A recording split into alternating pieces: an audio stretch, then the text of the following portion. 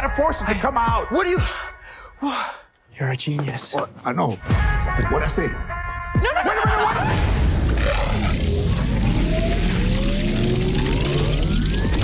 Hello, friends. My name is Naz Perez, and you're watching the big ticket interview for Blue Beetle. And I am so excited to talk to all of you here today because I've been doing these interviews for over a year now, and this is the first time I've sat down with a predominantly Latinx cast. Let's go! Let's go! This is such a big deal. And I was thinking about, while I was prepping for this, the first Latino superhero I ever saw on screen. I don't know if you guys ever saw this TV show in Mexico. It was a comedy. It was called El Chapulín Colorado. Of course. We make a reference to it in the movie. Yeah. Oh my God, no way! More than one, actually. Because Yeah. he was inspired by a bug too, and he was just so legendary. So that's what I was thinking about as I was prepping for this, because that was such a long time ago, and now here we are celebrating DC's first Latino live action superhero, Blue Beetle, on the big screen. Whoa. Such a big deal. Yes. Wow, this is gonna be loud. I can already tell. So the first thing that I thought was really cool about Blue Beetle's story is that, like other DC superheroes, like how Superman has Metropolis and Batman has Gotham, Jaime has Palmera City. Yeah. So I wanted to first ask you, what is that city like, and how is it different than like a Gotham or Metropolis? And this question is for all of you guys. Well, I'd say, first off, with Palmera City, it's a city made specifically kind of like for our movie and for this storyline that we're making with Blue Beetle. And originally the character takes place in El Paso, Texas, and we decided to make it to Palmera. Kind of what you were saying, Blue Beetle deserves his own city, right? Batman has Gotham, Superman has Metropolis, and we wanted to have a world that felt like it was reminiscent of the culture that Jaime grew up in, right? It has the sound of a place like Rio or the smell of Boyle Heights or the people of an El Paso, but it's a metropolis of Latinos, and I think it helped bring the story from an American story to a worldwide kind of picture. I love it. I can't wait to see it. And I think the kitchen was not a big kitchen, but there's a lot that happens inside the house. It wasn't a big house, but it is as authentic as any friend of mine I used to go pick up for school, and his grandma was living with them. And all the trapes, all the chairs, all the keychains, all the stuff that was in the wide open is just amazing. I mean, the mullet or rat's tail. What is that, a mullet or a rat's tail that you're wearing? Well, a lot of people would say rat's tail, but I say muleta. Muleta.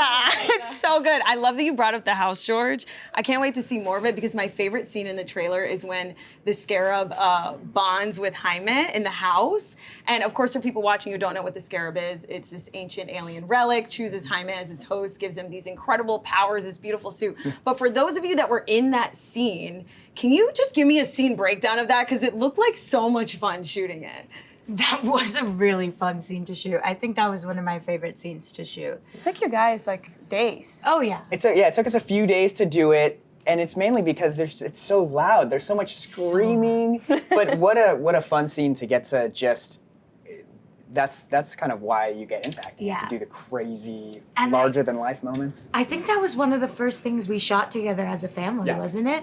It was the transformation scene, which I think that's another reason I loved it so much, is because that whole scene, we were also finding the family within it through all our reactions. And I mean, Angel, our amazing, phenomenal director, let us like run wild. He was just like, go. And we did. And it was so much fun. And watching it, you can see all that fun and that chaos, the absolute chaos that would ensue in a Latino household if a metal alien bug was attaching itself in the middle of your living room. I mean, as soon as he gets it in his hand, and he's not even looking at it, and it lights up, and he goes, "I think it likes me." Nothing is ever the same after that. Because I think it likes me. And it doesn't like him, by the way. For me, it was the moment where you're like, "Get it off my face," and you see the muleta just go back and forth. Yeah. And then they had that guy on a compression like wire, shot across the room like a piston. Yeah, that was crazy. Yeah. Watching that stunt, it was just shh. It was really George.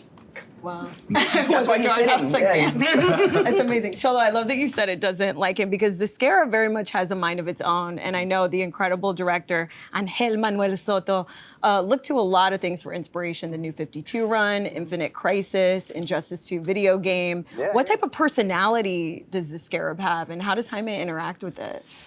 It definitely, like you said, it has a mind of its own, but it also has an objective. Like the Scarab on each planet has an objective, and it, as nefarious as it may be, the one on Earth, or on at least Jaime's Earth, doesn't follow its orders. And you see it's, at the beginning, it's kind of resistant to how righteous or aloof Jaime might be. It's like ready to destroy the world. But that's kind of that's the great thing about our story, is that, by the end of the movie, both Kaji and Jaime are kind of in different places. And he really can't see it, so there's a scene where he's putting on his shirt and it's in the back. He turns around and he goes, And I'm like, hey, there's something on, and he's like, just like, I don't need to hear this. And I'm like, it's coming out of the middle of his and back. then you just hear him like, Screaming is always fun. we did a lot of screaming.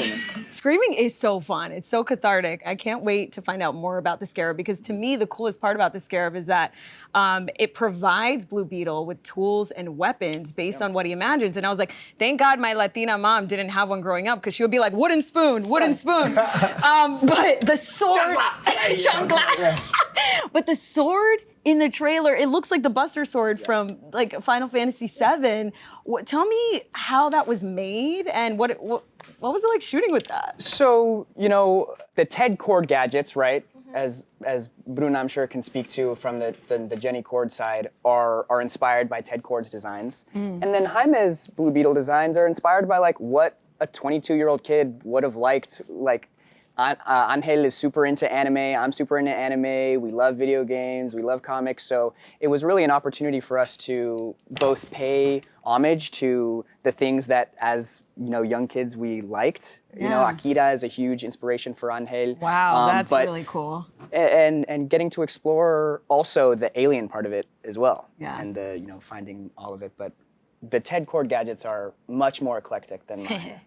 Cool. He was never able to use the power, so he Nice. has some gizmos in there. So we'll get some pop culture references in there. I 100%. Yeah, I still can't believe El Chapulín Colorado's in there. I'm like, oh my Yes. God, that's amazing. You'd be surprised. He's in it. But also the first real test of that is when you see the Big Belly Burger, so people that know movies know the homage of that, so you see people watch the trailer, and people that really are into that say, oh, look at the Big Belly Burger. I mean, like, it's a big thing. Yeah, I love how Milagro's like, you haven't opened it yet? Like, it's so... Because that's like common sense. Because you said Especially when you have a box of a burger. Yeah, I know. We'd be like, she's not here. Like, damn, she got you whipped. And like, you listening to her immediately. Like, yes, ma'am.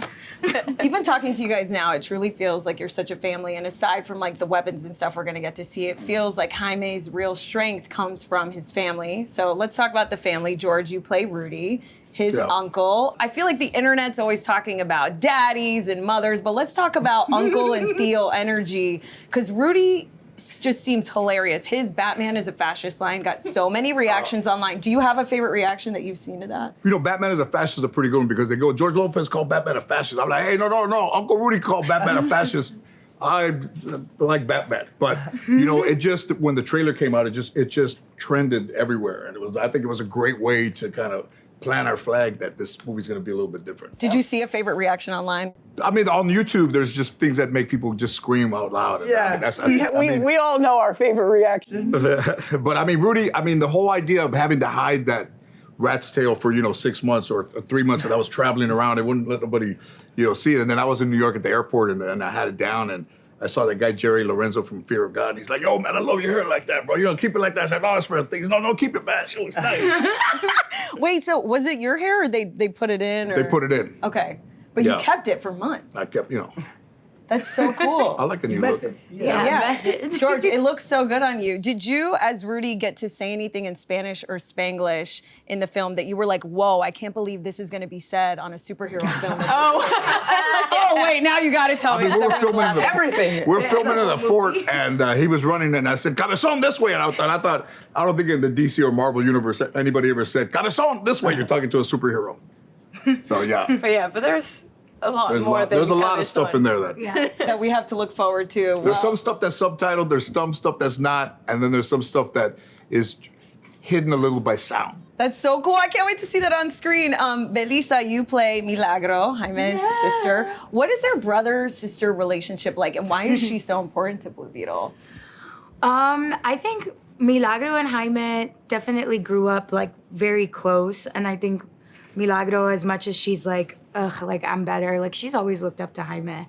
But like along with the rest of the family, I think it's important because, you know, not only do we ground Jaime throughout the film, like when he's struggling with becoming this massive like superhero, but we also lift him back up by the end.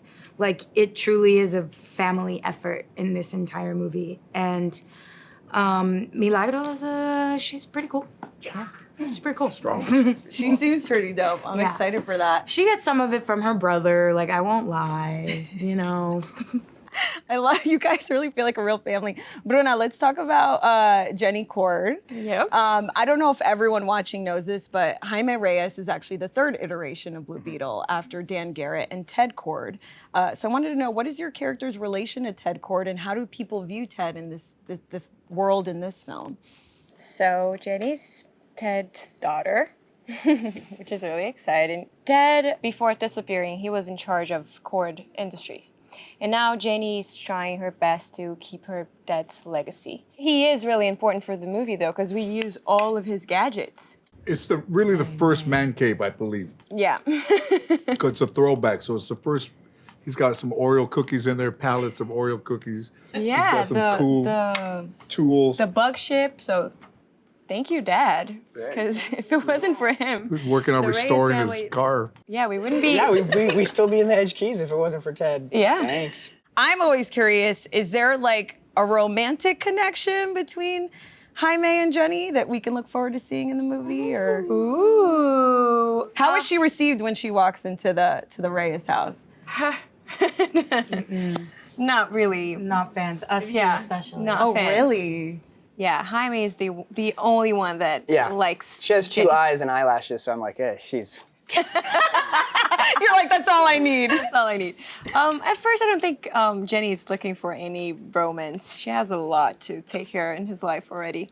At first, But- time is the same way, by the way. Oh, Not yeah. just Jenny. But she does a lot of yeah. bad. Time has got his life. But in she's check. the one that gives him the Scarab. Scarab, yeah. Right. So I'm Thanks. sorry, and you're welcome. The two great lines. And also, I know that Jenny's aunt is played by Susan Sarandon.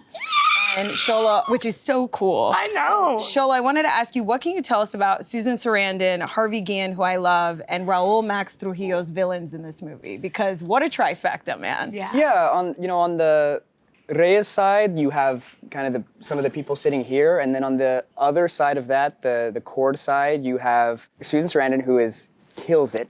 You know, it was quite surreal to get to be present with her and to, you know, act alongside of her. She was so generous and really came through and is really masterful and really scary as well. She brings the heat, and I think it's going to be really fun to see how the three, like you were mentioning, Harvey or Dr. Sanchez, Carapax, and Susan's character, all stand up against these guys. But we're formidable opponents as well. Like we're not going to. Yeah, you are. You guys have a bug ship, which, can we talk about the bug ship? The bug ship The can bug fart. ship? Wait, what? Those pedos. Wait, Yeah. tell me more, Belissa. Puros pedos. Pedos. It's It's got some quirks to it. I'm thinking of my family saying, ¿Quién se tiró ese peo? But you know, leave it to, you know, an uncle to get something started that hasn't been started in 30 Right? years. I finally got that thing activated. Yeah. But it hadn't been Did a started. great job. the secret Rudy way. That was really nice to film. We had a lot of fun in the bug ship. Yeah. The bug ship, I mean, the set design for this entire film is just phenomenal. Bug ship, bug layer, like everything. Every looks bug. So Everything bug? Every single bug in the film, down to the ant. Beautiful. So we're going to see more. How many bugs are we going to see in this? At least 4. There's at least least 4 4. bugs. At least 4. At least 4. Yeah. He already knows 4 bugs. You've been counting. How did you feel about Beatles before taking on this role? That's a good question. That's a good question. I don't know how often I'm coming into contact with beetles. Yeah. Have you ever seen a beetle? Yeah, of course. Yeah. Definitely seen a beetle. I don't remember. Haven't Have you? The green ones? Yeah. Don't you catch them? like the tie dream them to bugs? a Yes, that's- string that's and they're what like yes. They're like a kite. Yes. The Spanish beetle. Yeah, it's like a little kid at Disneyland. You're about to get canceled. You're about to get canceled. And they're loud. Beetles They're like are drones. blind. Yeah. Well, I hope we get to see more of the bug ship, not just in this movie, but like in future films too. And Xolo, I wanted to ask you, have you had any conversations with James Gunn about the future of Blue Beetle? Because he has a connection to Peacemaker in the comics. I wanted to know, would you want to appear in Peacemaker season 2 or the Booster Gold series? Yeah, I've had, We all want to know about the Peter, future of Blue Beetle. So, Xolo. I have had the pleasure of getting to speak with Mr. James Gunn and the whole DC fam. And you know, at the end of the day, I think first we have to cross this first hill, right, and introduce Jaime to the world. But I think it's up to the audience to watch the movie. It's up to everyone to show up for the movie, and it's so wonderful that we get to make movies like this. And if it does well, we'll get to open more doors for more Blue Beetles, and not even just for the people up here, but we got a whole thing set up. So many Beetles to choose from, so many comics to choose from, and really just a whole world where we're super appreciative that DC's took the first swing at the live action Latino superhero movie. So we're ready to do it again if the crowd wants it. Yeah. I know that people are super appreciative that you are in the star lead role. When you were diving into Jaime Reyes, what about his story for you made you go, I can't wait for people to find out this about him on screen? Because we meet so many superheroes these days. Was there like one thing that you specifically connected to and related to? Now I realize, growing up as a Latino, except when I was growing up, I didn't think that way. I was just like, oh, this is how I grew up. I always have been super close to my family, and it's just been how it's been like that my whole life, and it's been inherent. I've never known any difference, and getting to be a part of a movie where that is the same case, but just naturally, without having to shove it in your face or be like, this is how the Latino life is like. It's how all of us have kind of grown up, and that's why it feels so natural. That's one of the main things I was excited about getting to do this, is portray this family who, even through strife and struggle, is like strong and like is ready to push on forward and then the other part that really made me excited is that he's brown, and I thinking of Angel and I had a lot of conversations about like, this is for us as kids. There weren't a ton of examples, at least on the big screen, so that's why. Yeah. And how much we all love superheroes. It's like we found I know, right? Thanks. I love it. And it was all because of Nacho Libre, Jack Black, you. Yes, and El Chapulín Colorado. I love that you brought up family, though, Xolo, because the first time I ever saw my family reflected on screen was thanks to you, George, watching the George Lopez show. And I think I speak for a lot of people in my generation when first and foremost, I want to say thank you, because that was the first time we really felt embraced by all types of different audiences. Yeah. And there's a reason why you are one of the 25 most influential Hispanics in America, according to Time magazine. When you were on set for this film, George, what were your reflections on the trail that you've blazed for so many of us? Well, I think that first show was really kind of about not really having a family and then growing up and having a family. So, having kids in that show was great, but also, I don't really have a lot of family that I speak to. So to get to be around them, very emotional for me, because, we really did feel like a family really fast and did stuff together. So like, I never let them know that, but it means a lot to me to be able to be embraced by them, especially because I always felt like a little bit of an outsider, but this does put you in another place. So I appreciate that. Yeah, and I know what the show meant, and it still means to people, so it means that to me too. It's such a beautiful sentiment.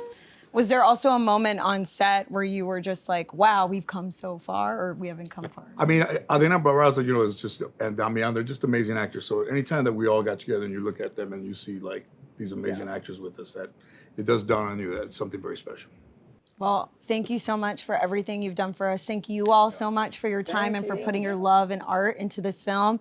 And thank you guys so much for watching. My name is Naz Perez. Tickets to Blue Beetle are on sale right now on Fandango.com. Adios, amigos! Ciao, bacalao.